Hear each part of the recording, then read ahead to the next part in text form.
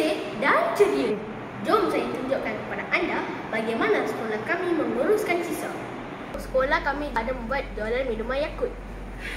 Botol minuman yang sudah digunakan dibasuh dan diletakkan di sudut kita semula botol plastik yang terdapat di makmal sains sekolah.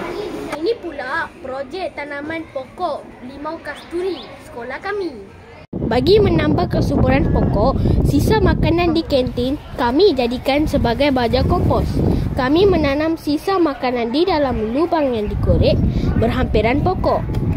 Selain itu, guru-guru selalu membuat aktiviti bersama murid dengan mengguna semula bahan terpakai.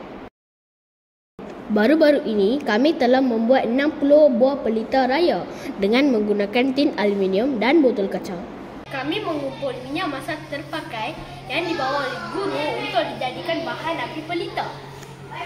Selain itu, tayar lama juga dijadikan hiasan di halaman sekolah. Pengurusan sisa yang terancang dapat menjimatkan kos pembelanjaan, mengurangkan pencemaran alam, memelihara sumber alam semula jadi dan ekosistem menjadi stabil.